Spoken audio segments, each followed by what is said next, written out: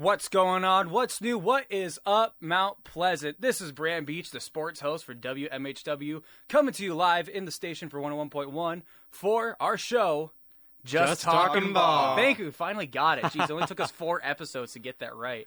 Like I said, my name is Brandt Beach. I'm with my buddies, Trevor Sparks, Chance Hamilton. We're going to talk a little bit about the sports world for about the next hour here. Just kind of what's been going on. What are our thoughts and feelings? What are our grievances and disgusts on this past week? And I think, like we've been saying pretty much all week, we all know what's on the front of the list. Detroit Lions. Dear goodness. I mean, if anybody in our audience has 2 eyes and a brain, they've kind of been realizing that this has not been the year for the Lions so far. It's been a brutal one. Don't get me wrong. And like you said, any coaching staff is going to have a hard time. They're not going to have perfect seasons every time. But this one, it just feels different.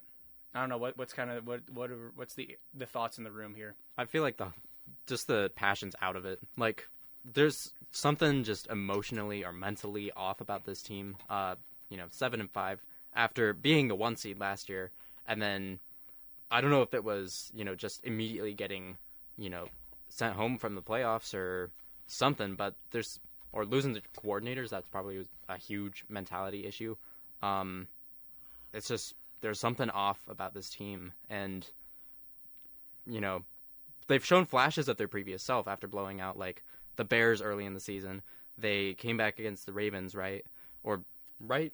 I can't remember that, how that game went. Ravens, like, the best win so far, and even then, I mean, the Ravens team at the time was good, but then Lamar got hurt, and now they're kind of coming back up, but they're a lot stronger when we played them, but as it stands right now, yeah, they're our best win. I mean, they've been swept by by Green Bay.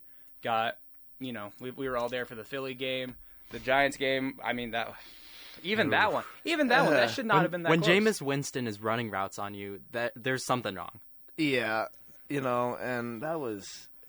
I mean, we got Jahmyr Gibbs at least. I mean, that Jahmyr Gibbs and J-Mo are like the lights on offense, and there's a few other elephants in the room. I'm gonna let you guys address. But I mean, overall, the Lions' production on offense has been less than ideal, but at the same time, you lose both your coordinators, O-line gets mixed up completely, and you start getting plagued with injuries like every other year, it seems like, and now you're in this position where it's like, all right, we can't do much here. So yeah, no, it's just one of the big things, we kind of harped on this, or everybody's been harping on it rather earlier in the season, is just that losing both coordinators for any team is going to suck. That's probably one of the biggest credits to this backslide of a year that's been so far. You lose Ben Johnson, you lose Aaron Glenn, both guys that are seasoned in their position. They go to head coaching jobs, which not very surprising that's going to happen. But I think on the defensive side, Kelvin Shepard's been solid. I think I said that last show we had 2 weeks ago. That I like how he's been doing. I like his aggression, or his enthusiasm, rather, for his job. John Morton, on the other hand, kind of like the field general archetype sort of thing, which may work for him. Do I see him having a job in Detroit next year? I'm unreasonably optimistic, I will say. I've heard opinions that, no, he's gone after this one, but for some reason, something within me still has a little bit of hope. Right, hasn't been completely gone yet. And so I think that Coach Campbell is going to be like, you know what? John has seen how the year's gone. Give him a second shot. Worst case scenario, what I'm thinking of, you cut him halfway through the year next year. I don't know. Like I said, maybe I'm a little hopeful. Maybe that's not what most people want to hear. But like I said, the thing I like about this team is that their ability to adapt. They have had a struggle to adapt on either side of the ball right now. Mm-hmm. No, I feel like if you move on from Morton too early, that's going to get in the heads of the players, kind of like I was saying a little earlier. And you got to give him at least another year. Maybe he can figure it out. Maybe he can find a system that works for Goff in the offense. If it doesn't, let him go. But you got to at least give him more time to install his offense properly. And I think that's probably what you need more than anything. Right, absolutely. And what better time than tonight? I can't remember the last time that I've seen a team play on a Thursday and then again on a Thursday. I mean, it was Thanksgiving, so you have a little bit of lenience with that one. But it was just weird because when I was listening to like 97.1 or 100.9, and they're like, "Oh yeah, the game's on Thursday." I'm like, "Really?" And I didn't double check it after Thanksgiving. Yeah, where they play again tonight in Dallas. Is it in Dallas? Yeah. No. It's at Ford Field, actually. Oh, it's Ford Field. Okay, that's my bad then. I didn't check. You're good. So hey, that changes a couple of my opinions right off the bat then a little bit, but every week I've been saying this. This is a must-win game. Next 2 games are must-win games because next one you're on the road to L.A. against the Rams. We look at the NFL playoff probabilities. If we lose, 20% chance of getting into the playoffs. Currently have us at a 42%. If we win, it's a 55%. So it goes up to a coin flip if we win tonight. But we have to win, and obviously injuries on defense now. Terrion Arnold is going to be out for the season now, shoulder surgery. So we're down another corner, and we're going up against CeeDee Lamb and George Pickens. Yikes. Yeah, that was at the top of my list right there, is that we're going against probably what is the best receiving duo in the country right now. Both are, I believe the spread was at like, I think they're both like 80-something yards that they're expected to get. So it looks like they're expecting to get like 160-some yards on this one. Yeah, no, that's a tough one. And when you have guys like Meek Robertson or Rocky Ya-Sin, who, don't get me wrong, they've been having great years so far with the Lions in Detroit, but who, in the grand scheme of things, like, these aren't superstar guys. These aren't like Sauce Gardner or Pat Surtain. These guys, they're the reason why they're typically the second line guys, and the reason they've been starting the past 2 years in Detroit is because there's not anybody better, and people that do get better get hurt. Kirby Joseph could likely be out for the rest of the year. They've just been holding off on that one for the longest time. TA is officially out for the rest of the year. Brian Branch, in between injuries and suspensions, only plays about half a season on average, it feels like. And so it's going to be a coaching thing. And we look at the injury report real quick. Kirby Joseph out, Khalif Raymond out, Brock Wright out, Shane Zelstra out. So, tight ends 1 through 3 are out now. And then Brian Branch, questionable. Taylor Decker, questionable. Graham Glasgow, questionable. Panay Sewell, questionable. Amon-Ra St. Brown, questionable. Sion Vaki, questionable. It goes on. That's not looking good. Obviously with the Amon-Ra ankle injury over Thanksgiving, he is a tough little guy. So, he's tough as nails. He's going to try and tough it out. It's a game-time decision per Dan Campbell. So, in that regard, we can hope. But obviously we got JMO. JMO stepped up pretty big against the Packers Thanksgiving, even though it ended up in a loss. He still had how many receiving yards? We're going to go check that. 144 receiving yards on 7 receptions and a touchdown. He stepped up pretty big against the Packers during Thanksgiving, so I would expect nothing different from him if he has to go up against the Dallas defense. No, absolutely. Sorry, Chase, go ahead. No, it's all good. That Dallas defense is probably bottom half, at least, maybe even lower in the entire NFL. They've been, if I just look at some of their scores from the season, gave up 37 to the Russell Wilson Giants, gave up 31 to the Bears, 40 to the Packers. Let's see. They blew the game against the Panthers. It's just game after game. They gave up 44 points to Bo Nix. What's wrong with Bo Nix? Nothing's wrong with Bo Nix. That's just the agenda. But honestly, that's the issue with the Dallas defense. They give up points, they blow games, and in the end, I really like Jameson Williams in this game. If Amon-Ra's out, we saw JMO step up against a probably top 5 Packers defense right now. This is going to be a huge game for JMO. The Cowboys, their offense is good, but on the other side of the ball, it's the defense that it's what keeps you in the games. It's what wins those games. As they say, defense wins championships, and the Dallas Cowboys do not have a defense. Right, absolutely. And it's kind of what we've seen repeated from Lions in previous years. The defense could give up a lot of points, but the offense can respond in a certain way, and that's mostly like the big issue. You have a few names on the defense, most particularly like Quinnen Williams, I believe, in that interior D-line. I think it's going to be an issue because our interior O-line has been one of the biggest problems, and not to mention if Panay is questionable, that's 3 starters that have been hurt between him, Mahogany, and Glasgow. Tate Ratledge, he's been doing great at that right side, but he's only one man. He's a rookie. And Taylor Decker, I believe, has been playing on an injury for the past 3 years. So, yeah, the O-line is probably going to be the biggest thing. I think J-Mo is going to have a good game on this one. He is better known as like our deep ball threat.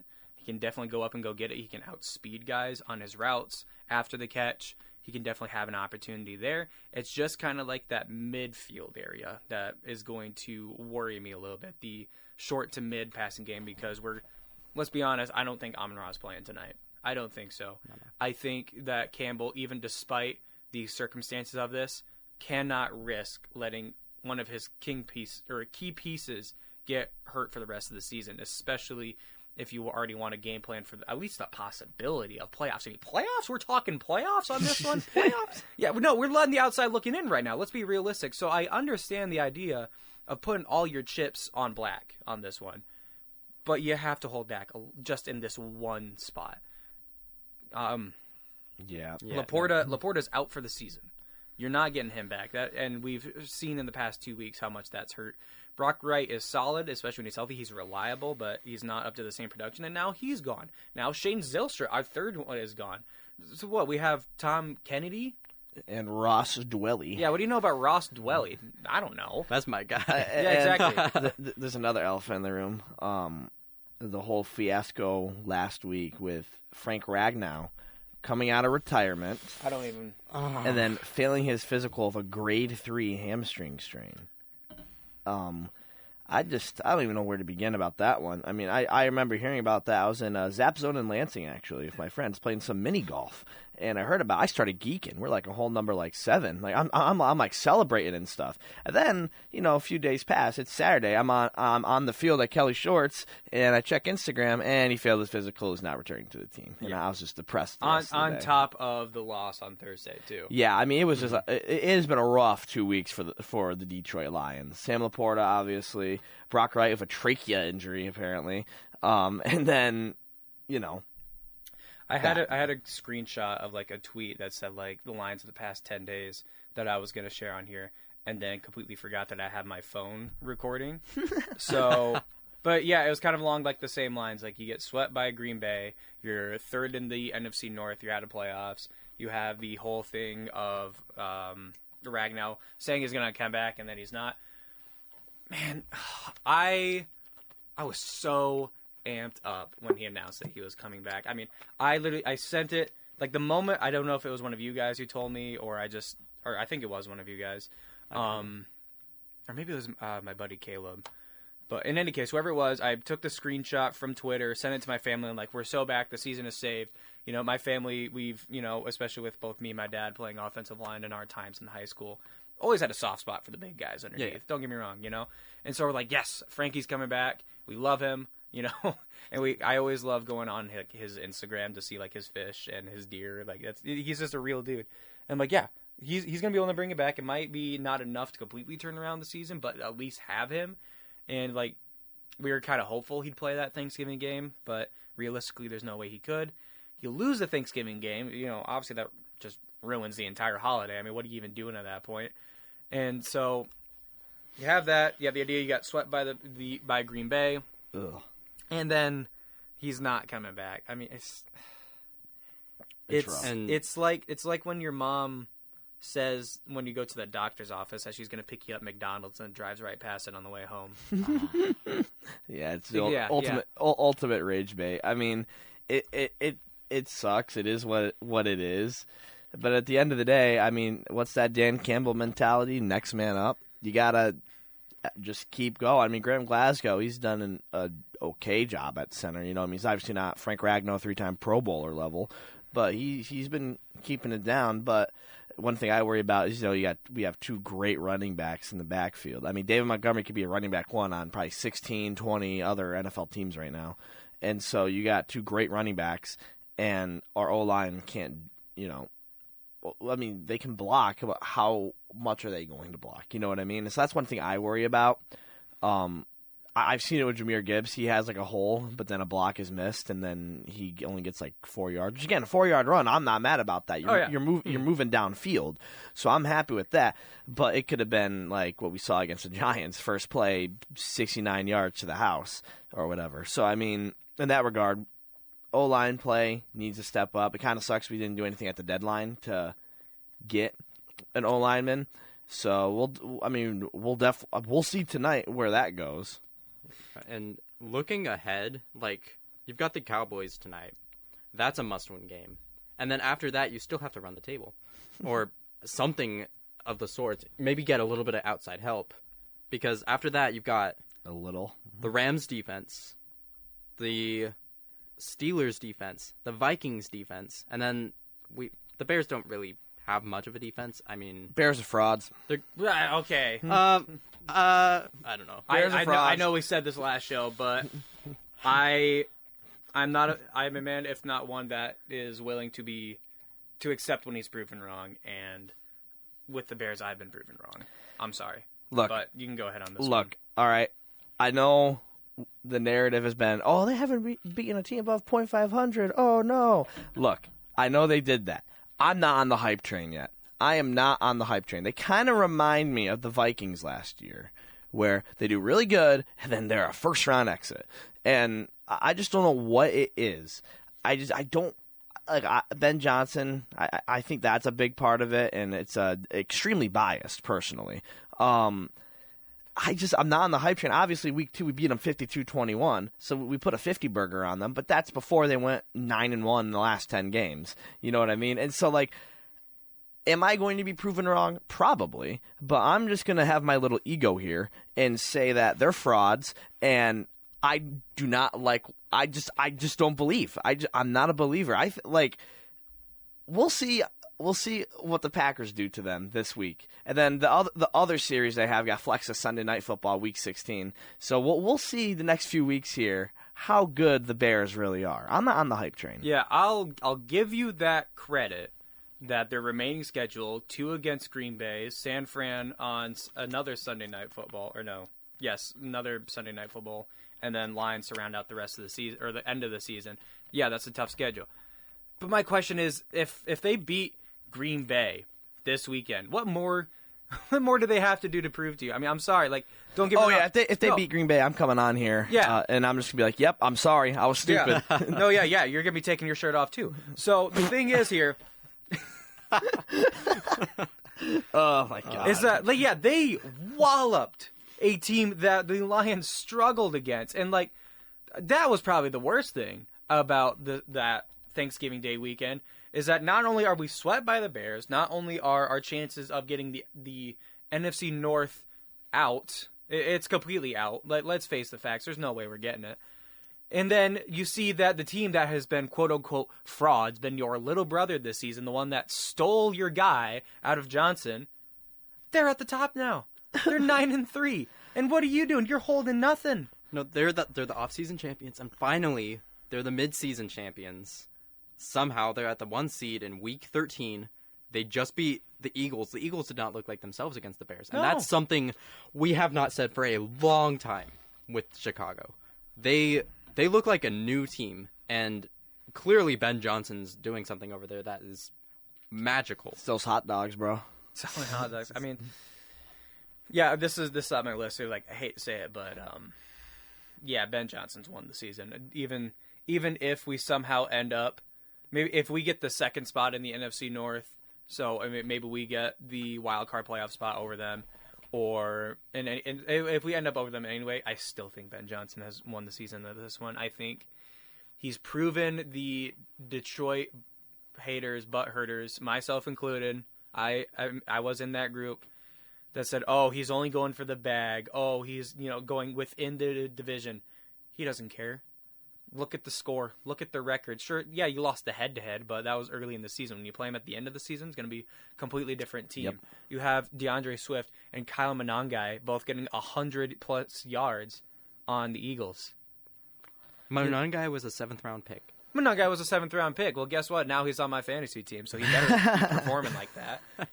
step up, buddy. I think he replaced David Montgomery on my starting line. That's not good at all. Yeah. So, yeah, that all things considered, like, if you can run 200-plus yards on the Philly defense, you're going to have a breeze through the Lions defense. No, there's just been a shift in Chicago, and even after, I mean, they're 9 wins already. After this season, they're going to be a destination team for a bunch of free agents. I know Denver was like that this last offseason.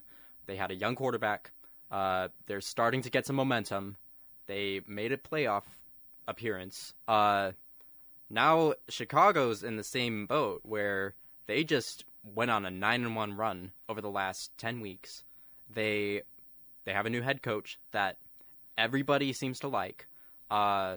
Caleb Williams is starting to come into his own.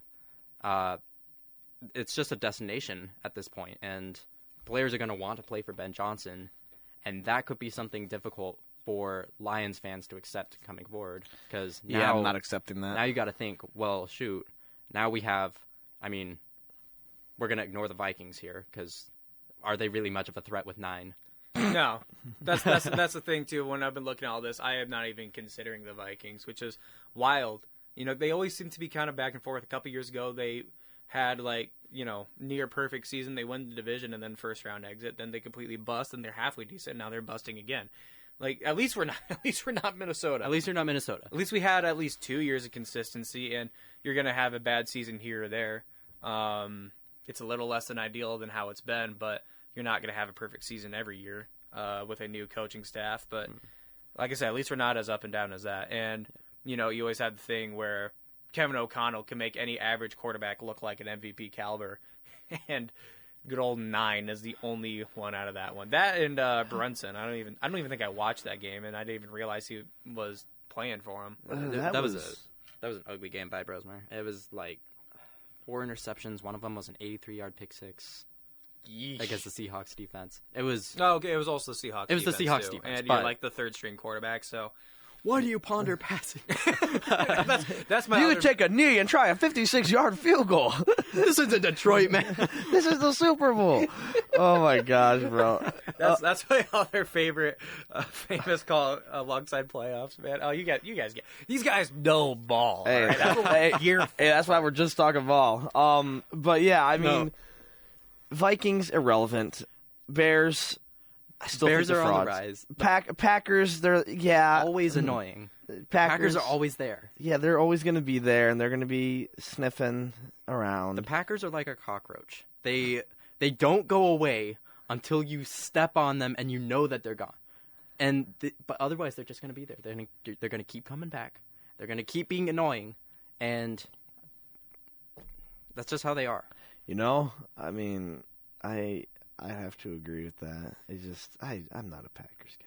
The crappy thing is that all the talk that Lions have been doing in the preseason, which, to our credit, in the first time in 100-plus years we finally get a chance to talk crap, it's been shut up. It's been shut up for a while, and that was definitely solidified on Thanksgiving that, this ain't it. This ain't it. I mean, if we somehow make it to a divisional game in the playoffs again, I think, all things considered, that'll be the highest we can achieve in this. I think I can't remember where I said it. I think it was like some comment under Ben Bosher's show. I feel like I keep calling that guy out for some reason.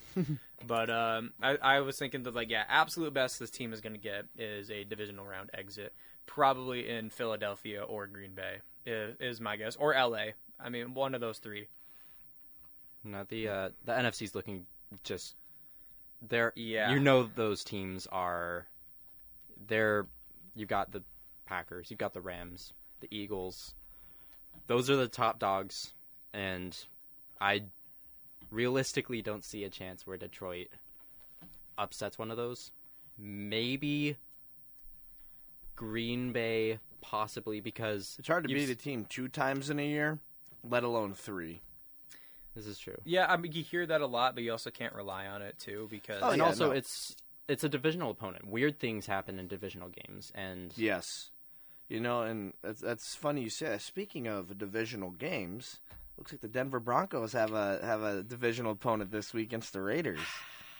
It's Raiders week. Raiders hate week. Raiders hate week. No, okay. The thing about Broncos country we despise the Chiefs, right? But our hate has always been for the Raiders, and it always will be. The Chiefs, they're not, as much of an issue this year. The Raiders, 2 wins, still hate them more, and we're 10-2. We just, yet again, by the skin of our teeth, walked out of Washington with a win. 27-26 in overtime. It came down to one play. It was a 2-point conversion attempt by Marcus. Chris Collinsworth was pronouncing it Mariota to all game. That's probably the most Collinsworth thing I've heard all week. That's amazing. Yeah. No, it was ridiculous. And it came down to a 2-point conversion attempt. Nick Benito came off the edge. He went for the win, and he batted down the pass. That was and sick. It was a beautiful play. But our defense let us get into that situation. We're always a little slow coming off a bye week. Last year, after our bye, we threw 3 interceptions to a struggling, I think it was probably actually more turnovers. I think we fumbled at least once against a bad Colts defense, or at least a Colts defense that hadn't looked that great all year. And so this year, we struggle against the 3-win Washington Commanders, at least defensively. We looked like we were starting to gain some momentum going into half. Bo Nix falling down, throws a pretty Mahomesian pass. That looked a little Mahomey. It looked a little Mahomey, but it just means that there's a changing of the guard, probably, totally, right? And it looks Knock like on wood. Raiders have a interesting injury right now. Geno Smith was limited on practice on Wednesday with a foot injury, so that would mean Kenny Pickett. If Geno Smith was not able, Super Bowl quarterback Kenny Pickett. Super Bowl Pickett. QB Kenny Pickett would be starting for the Raiders if Geno Smith were not able to play. Man, that guy's like a weird pimple. He just kind of pops up randomly. I I kind of forgot he was at Vegas because last I checked, he was with the Browns in preseason out of like their 6-man quarterback room. But yeah, Oh my God! I was gonna Super say, Bowl winning quarterback Kenny Pickett. Super Bowl quarterback Kenny Pickett. Do you think he's got the juice to come up with the upset this week? No. No. Okay. That's that. Well, that worth quick. a shot. Worth a shot. No, I feel like so this is just my personal take. Everyone talks about the Broncos secondary. I feel like this year our pass rush is far better than our secondary. We can't take the ball away, interceptions, we can't force fumbles in our secondary. It's all about the pass rush. And I keep a counter in my head. Every game, we're at 51 sacks on the season. Wow. We only got 2 against the Commanders, but we've got, I think it's 21 more? 21? Yeah. Before we tie the record. And we're still on pace, technically. We need, roughly 4 sacks per game. Maybe a little bit more. The Raiders, we've already sacked Geno 6 times, and so this is going to be a huge one for at least building towards that record. But I feel like it's going to be a good game, at least for us. Can't say the same about the Raiders. They've been struggling all year. They're eliminated from playoffs, aren't they? They're out of the playoffs. Yeah, no, they gotta be. They got nothing to play for. And all the Raiders fans were talking before the season. They got Pete Carroll, they got Ashton Genty, and all I was thinking was, it's the first year of Pete Carroll. You don't have an offensive line. None of that's gonna work out, and none of it did. And so it's just not pretty for the Raiders right now. I feel like it should be a decent win for us. I said the same thing 4 weeks ago when we played them, and we beat them 7-10 on Thursday Night Football at home, which wasn't pretty. And so, it's just, that's how the Broncos have played all season, just defensive football all game, and then the offense comes through late to put us ahead and win the game. And so I wouldn't be shocked if it's that kind of a game again. We play down to our competition, let them have their fun, and then we pull it off in the fourth quarter like we always do. But fourth quarter team. No, we look like some JV team for about the first 3 quarters, and then score 33 unanswered. You guys are 7.5-point favorites, and that's at Las Vegas. It's at Las Vegas. We were favored by like 10 when we played them at home. Yeah. And so I would. I mean, the ESPN Match Predictor has a 68.7% chance for the Broncos to win. So I don't. Well, I mean, the Vegas crowd is typically fairly good, I feel like. Mm-hmm. Yeah, but it's the Raiders. And right. You're either going to have Super Bowl QB Kenny Pickett or Geno Smith. Non-Super Bowl QB. Yeah, when you say Geno's out and then Kenny Pickett's in, I'm like, okay, he just did a step back. Mm-hmm. I mean, just he just took a step back. About comparable. I mean, I know Geno was pretty solid with the Seahawks, but he has not been nearly as good. No, the Seahawks know how to move on from quarterbacks at the right time because they gave us Russell Wilson at the right time, and then they got Geno, and he didn't write back. But no, Geno, he's been one of the best defensive players this season. I'm hoping we still get to face him, but I mean, I wouldn't be mad at a Kenny Pickett match. You know, I mean, Geno just got into the Christmas spirit early of giving the ball away with 14 interceptions on the season. You know, I mean, it's December now. Merry Christmas. And he just got in that spirit early, you know, and honestly, it touches my heart a little bit. It makes me very happy that we still have some hope in the league, you know, giving all these balls away. Like, it's amazing. Fernando Mendoza, you are a Vegas Raider. No, don't do that to his career. Yeah, don't do that to his career. Atrocious. Oh man. Oh, that's horrible. Carson Beck, you are a Vegas Raider. Yeah, see now that would be. I mean, he's in Miami right now, so I guess Miami's fairly solid. I was about to say it's kind of comparable, but no, I forget Miami's decently solid at least this year. But I could see that happening. Who even is the Heisman this year? Like, just thinking about Mendoza. Is it not Mendoza? It has to be. It's probably Mendoza, but any other opinions are irrelevant. Jeremiah Love? Nah, nope. Sorry. I only know Notre Dame, so I'm biased, and I think Mendoza is the Heisman because I am just severely biased. In fairness, I've not done enough research on the Heisman, but there's just not a clear-cut winner this year. Mendoza's not that flashy, like, oh, this guy is the Heisman.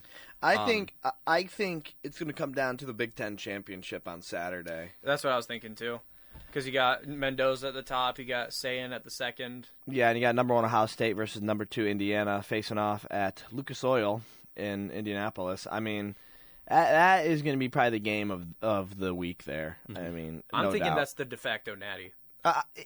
Honestly, I would have to agree. I would honestly have to agree. I mean, Ohio State, powerhouse, steamrolled over Michigan to an extent. I mean, Michigan scored 9 points in honor of late QB J.J. McCarthy, also known as Alter Ego 9. Late QB? It's like he's dead. My goodness. Okay. Alumni QB J.J. McCarthy. Okay. Sorry. Mix up other words. Yeah. It's like Tucker Kraft. Oh, that's terrible. So they scored 9 points in honor of 9. Yeah. That's what we're going for. So Ohio State's offense looks really good. That was a touchback though. That touchdown. That was a touchback. It still would have mattered in the final score. I wasn't able to watch the V game because we were busy. And, in Kelly Shorts, but yeah. Yeah, that was But the fact on Natty, 100%. I love Indiana so much. I've been on the Indiana hype train all year, and I really hope we don't derail here this week because I don't know if my little heart can handle all the football depression I've been dealing with. You know, it's been a really rough couple of weeks. Please Indiana win. No, I'm gonna be honest. I think Ohio State is repeating, and it's not gonna be close. My team, Oregon. They don't have a chance against Ohio State. Because who's Oregon's projected to play in the first round? I'm looking at the bracket right now. It says conference champ number 5. Is that Tulane? We would play probably Tulane. So they'll be fine there. Some group of 5 winner, and then we'll make it to round 2. I need to look at It's going to be Texas bracket. Tech. Texas Tech. Is what they're looking at. Dude, I'm so excited for the selection show on Sunday. I am so excited for the selection show on Sunday. yeah. I am so hyped for it. What time is it? It's 12 to 3. 12 to 3. Oh shoot! Okay, so we're gonna be in Detroit. Sunday. Oh, Sunday. Yeah, Why do yeah, I yeah. keep thinking the MAC championship's on Sunday? Yeah. So, I mean, this is honestly a good point to start talking about CMU. Lost 21 to 3 against Toledo, but finishing the season 7-5, 5th in the MAC, and bowl eligible. Bowling. And then MAC championship is Miami, Ohio versus the Western Michigan Broncos. Yeah, we could touch on CMU football and get back to the rest of college football. Yeah. Because I mean, I had this in my notes definitely as well. That Toledo game, I mean, considering the score, was not that bad for the majority of the game. Yeah, I mean, truthfully, it was a big defensive battle, and honestly, I'm honestly pretty happy how the team performed, all things considered, especially with the weather. I mean, Joe Labus, 19 of 32, 42 yards, interception, and then Brock Townsend led the team in rushing, 14 carries for 68 yards. So, I mean, I'm pretty happy with how the team did in terms of offensive production, just a few fourth down conversions that just couldn't get it done, and don't blame that, with the weather and everything snowing and just windy and just a mess. Yeah. Quick shout out to David Powell of the CM Life Sports Desk. He was praying for a snow game. Oh, yeah. While at the same time, I was like, no, because you get to be in the cushy little booth upstairs, and I get to be right on the sideline with like 50 layers on and still not warm enough. Yeah. But, I mean, that was still fun because like it came in over time. Like it was mostly clear at noon, and then by the time you get into like halfway through the third quarter, then it's just white everywhere. That was fun. The getting constantly pelted in the face by snow, not fun. Yeah. Did not enjoy that. And as a photographer, my pictures, I mean, the snow added such a great layer. But I had to stick hand warmers in my gloves by the second half because I could not feel a thing. So, but I mean, weather conditions definitely played a role in it. But again, I'm not mad how the team performed. I'm pretty happy with it, and we still got more football to be played in the postseason. So I'm all things considered, could have been worse. There's nothing to complain about. Nothing to complain about. I mean, okay, obviously you can say oh, I wish I had this. I wish we would have been able to MAC game.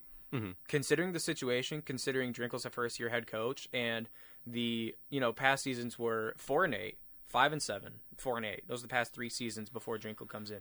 Immediately to 7-5. Chance. I was going to say the exact same thing. There are sometimes you can think there's a game I want back. I want that Akron game back. I want that Western game back. But all things considered, we're 7-5. We were in contention for the MAC championship in the final week of the regular season. That's an objective improvement. And, sure, you want to have maybe a little bit of a better performance against Toledo in the second half. But, honestly, this has been a great year for Central Michigan. I feel like, National Signing Day was yesterday. We inked 31 players, I think. It was a huge day. Yeah, I was scrolling through the Instagram while they were posting it. I'm like, wow, this is a solid class. There's got to be at least 2 or 3 guys in there that come senior year are going to be absolute weapons. No. It has to be. They are. I need to... Real quick. It's a beautiful thing, truthfully, and I love seeing, I mean, in the few conversations I've had with Matt Drinkle, he's very down to earth, and he is building a culture that CMU hasn't seen in a while. And it's honestly really cool just to see, especially over the course of the whole season, just like how it's transformed. And obviously, bowl eligible now. I mean, this is going to go into the postseason and then off season and start us back up again next year. Yeah, I mean, I feel like this is kind of a trend with some of the head coaches. I mean, especially between new coaches with Drinkle and Bronkema with the men's team.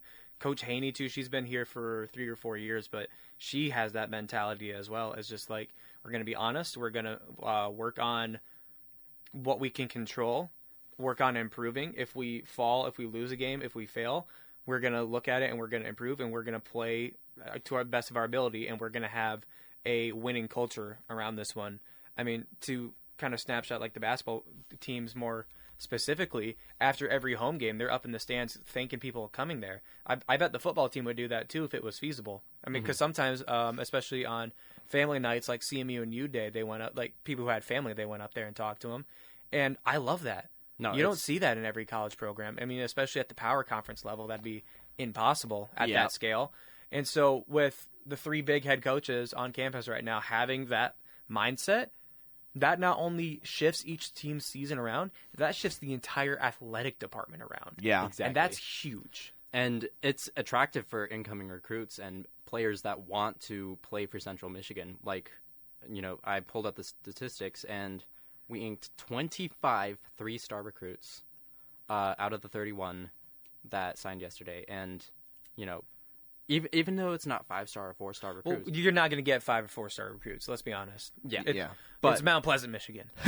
But for a mid-power team, not bad. That is not bad at all. And these guys are going to be monsters. The future is very bright for the CMU football program, and I am so excited to cover it these next 4 years. Yeah, exactly. It's really cool to see unfold firsthand. Yeah, I mean, the crappy thing about signing good recruits is that once they do actually develop and get good, they're going to ship off, which sucks. That's kind of the nature of being a mid-powered team like this. But like I've been saying, like, if we can get those guys to stick around a little bit longer to invest in this team, like, it's going to be good. It's going to be good. And I'm really looking forward to it in the past couple of years. Absolutely. I mean, I even, looking more at my notes, I had even, like, a little extra projection. Like, I had, like, a way too early projection for next season, considering those 25 3-stars and 30-some recruits. Like, and with the mentality that Drinkle's going to have in, not to mention, maybe we get a transfer or two coming in from the D2 or FCS level. Like, this could be I'm saying 9-3 team next season. Obviously, you take Western back. Like you can take. I didn't quite look at the schedule of this one. This was kind of just like an arbitrary number I threw in there. But this could be a 9-3 team, and at the least make the MAC championship, if not win it outright. That's what I'm thinking for next season.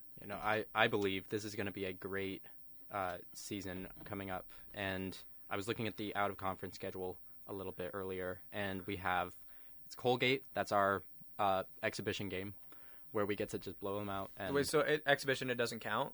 Well, no, exhibition as in Wagner this season, where they just came in and we had fun. Yeah, and they're the littler school. Yeah, the little school. We also play Wyoming at home. We take that. We play New Mexico on the road. New Mexico's been kind of good this season. I'm also thinking like the travel time could throw them off too. Exactly, and then Miami, Florida. So okay, so you're 2-2 and you're out of conference. 2-2 out of conference. That's not terrible. And then you could probably there's a high likelihood we play a team like Ohio or Toledo, Miami. I can't remember who we might get to play next year because of the whole shakeup with NIU and UMass kind of coming in, going, whatever. Can we just get UMass for all the conference games? Then we can go 9. Then we'd go 10-2. Hey, absolutely. there you Might be on something. go. Yeah, put me as the AD. I'll make that one. I'll make that one happen. Yeah, no.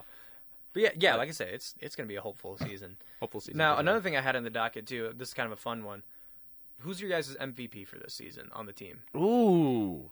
I have who's your MVP, who's your offensive player, and who's your defensive players of the year. Okay, well, defensive player's hard. Defensive player's hard because you got Kwiatkowski and you got Heldman. Oh, man. I actually have that right off the top of my head. Really? I know exactly who it's going to be.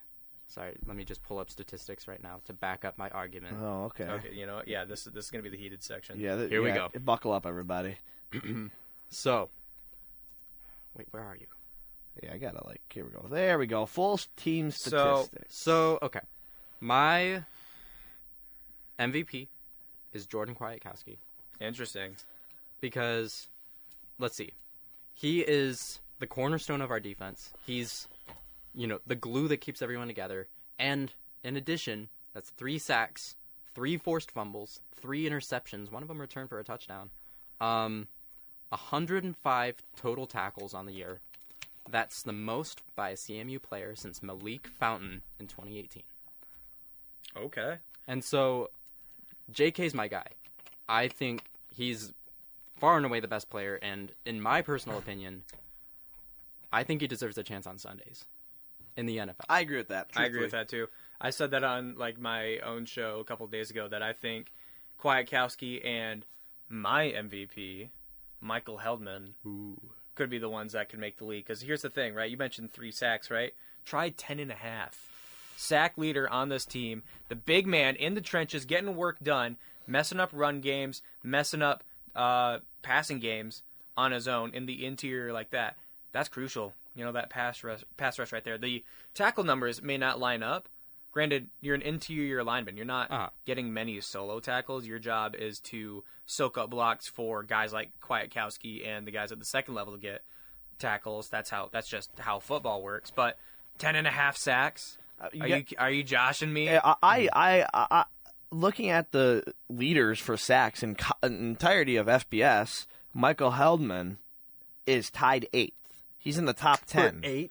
He has. Who's the or above him? Is there anybody that's not power conference? Yeah, Nadamain Tucker from Western Michigan University. Are you kidding me? You gotta be kidding. And then above him, Nathan Voris from Ball State. But still, though, it is very hard for me to pick an MVP between Kwiatkowski and Heldman, especially when Heldman is technically tied for 8th in terms of sacks in the entirety of college football out of the MAC. It's hard. Yeah. I mean, he's been prolific this year, and I think he also he needs an opportunity to play on Sundays. No, I would put Michael Heldman as my defensive player of the year, though also I did not realize he was that high in the entire FBS. And so, I don't know, it's back and forth between JK and Heldman. But... Yeah, I mean, Ohio State's and Michigan's leading rushers are below Heldman. And that's proof in the pudding, right there. And that's what I'm saying. So I think I would pick Defensive Player of the Year as Michael Heldman just for that alone. I mean, he is being prolific across the entirety of college football now. And, I mean, I love Kwiatkowski. If Michael, I mean, it's so hard. It's so hard. I mean, I don't know. I don't want to say tie, but like they both should be playing on Sundays next season. Absolutely. They are both amazing defensive players. They're all over the field. They are always disrupting plays, and it's awesome. I think out of this graduating class, I think those are two that have the best shot. At the very least, getting an invite to a training camp. I could see teams taking at least like a 5th rounder on them because you're top 10 in sack production, and you go to dinky little Central Michigan. I mean, no offense to the school, no offense to anything at all, but like in the grand scheme of things, like you would draft guys from like Notre Dame, Penn State if they were actually worth anything, from Georgia or whatever. Like no, like most scouts don't come to Mount Pleasant, and so to have that kind of defensive production is stellar, absolutely stellar. And I want to bring another thing to consideration. Dante Kent from last year's roster got drafted by the Pittsburgh Steelers. He had, looking at his total tackles, 52, 7 passes defended, no sacks, no forced fumbles, no picks. Yeah, they got to go to some. And they're he going got to drafted. the league. Yeah, big leagues are calling. The big leagues are calling. As far as offensive player of the year, this is. I have an argument for what I'm going to say here. Okay. And please argue with me. What else am I here for? I think this is hot. I think Angel Flores, if you did not get injured halfway through the season around homecoming, it was. Interesting. I mean, looking at the rushing leaders, obviously Nari Biggins played the whole season, 540 yards. Below him, Angel Flores with 519. And 8 touchdowns. We also got to consider how Drinkle has a playbook written up because that is true. The dual quarterback system, when both him and Joe were in, Joe would throw it, Angel would run it. So almost a half to a third of your plays are Angel running. It was like a third goes to Joe, a third goes to Angel, and a third goes to your running backs. Mm-hmm. So with that considered, like the running backs have to split up that third, but Angel gets most of those carries. That's why he had 103 carries, 519 yards in about like a 2/3 season of work. I will say though, when I'm watching him through the viewfinder and stuff, his legs can cut pretty good. There's not many other people I've seen who can cut as deeply and as sharply as Angel can, and so that's why I feel like he's definitely up there in terms of the offensive player of the year, just for that alone. Just like the 8 touchdowns is hard to deny. I'll give you that much. I wasn't even looking at the touchdowns when I was calling that, honestly. I have a different opinion. I've got Langston Lewis as my personal offensive player of the year. And I would agree with that too. For the overall, obviously, if Angel played all 12 games, it'd be unanimously Angel Flores. But I think for all games played and stuff, Langston Lewis, especially the last 4 games, he went on a heater. He had back-to-back over 100-yard receiving games, including 2 75-yard touchdowns. No, I was going to say exactly that. It was when you need a clutch player, Langston Lewis is going to be right there down the field. Just send him on like a go route, and he comes up with it. He had that diving catch against Toledo. I was just about to say, yeah, if you don't mention that, it'd be criminal. That was amazing. It was a beautiful catch. And, no, it's those 75-yard touchdowns. Like, it was the same exact play. I was sitting in the stands at Western, and bombed to Langston Lewis for the touchdown. Or I guess, no, it was like a slant across the middle, and then he just took it all the way. He's got that YAC ability. He only has 3 touchdowns on the year, but I think the clutch factor kind of triumphs over that. Agree. There is an argument to be made for Nari Biggins, in my opinion. That was also in my opinion.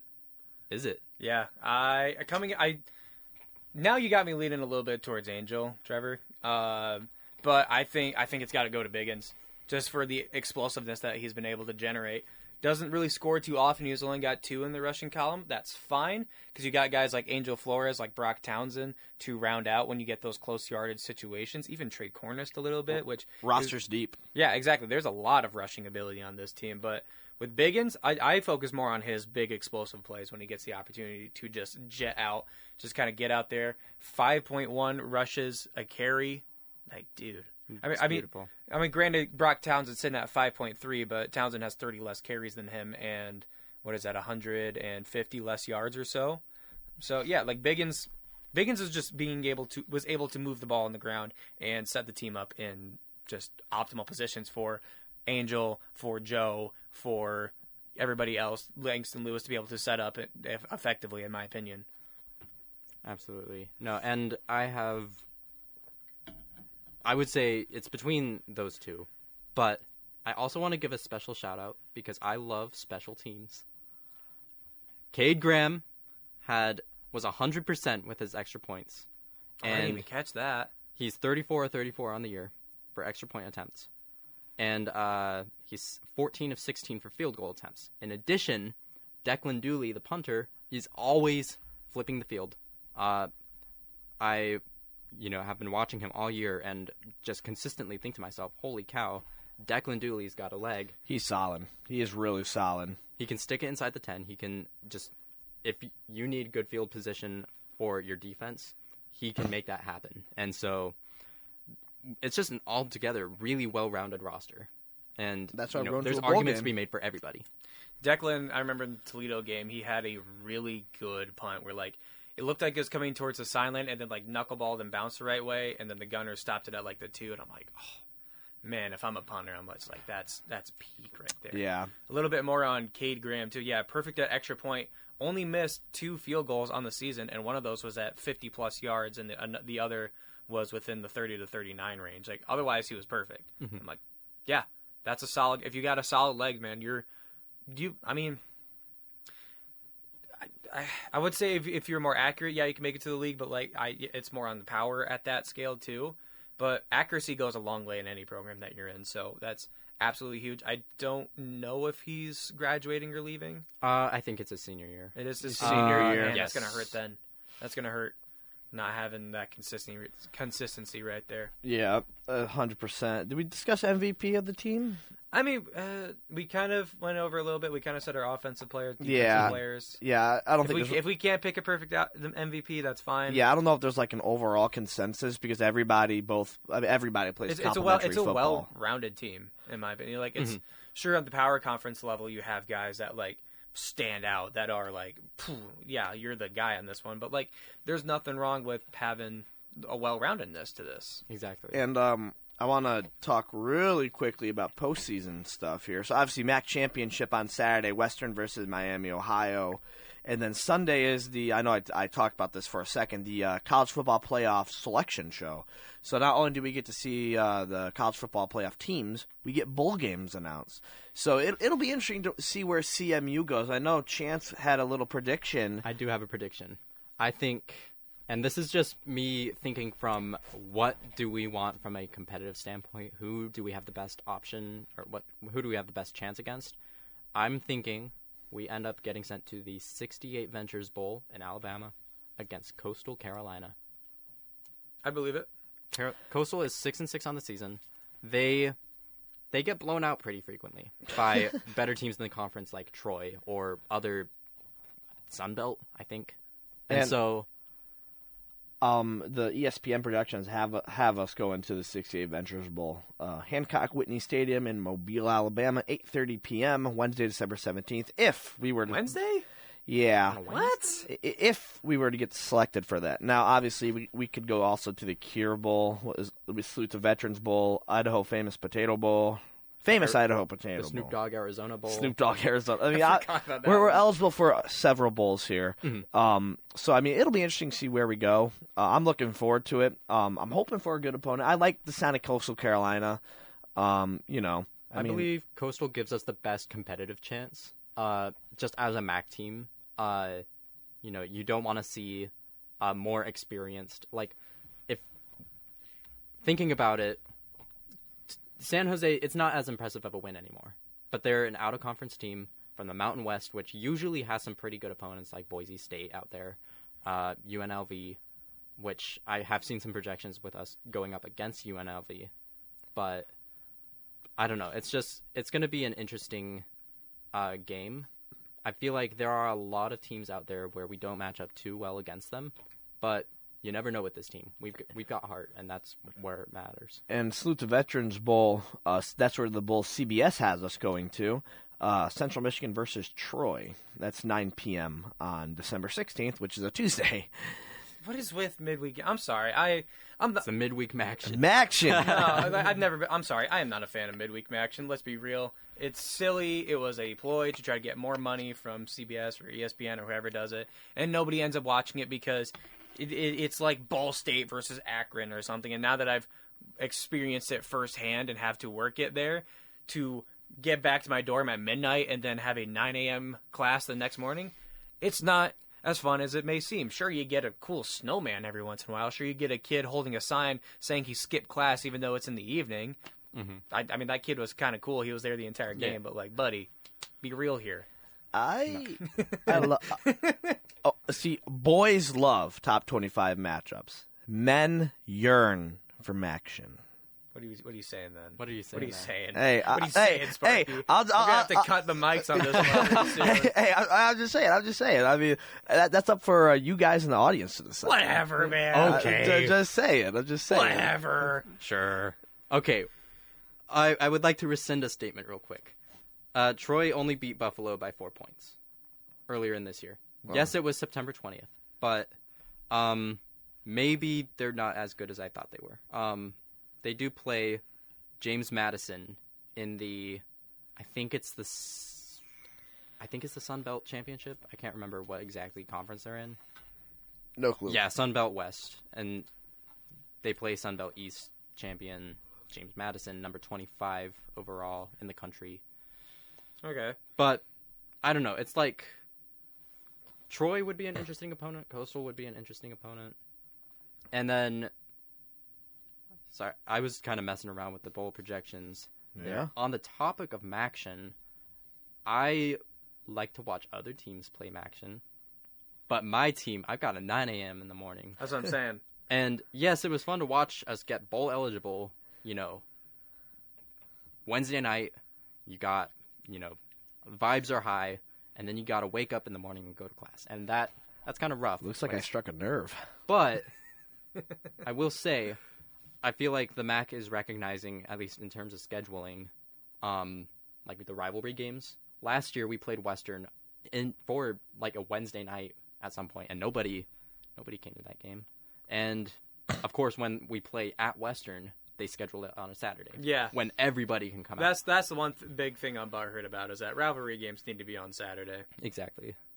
And I think that was the first time they played Western on a Saturday in like 10 plus years, if I'm not mistaken. Mm-hmm. Thank God.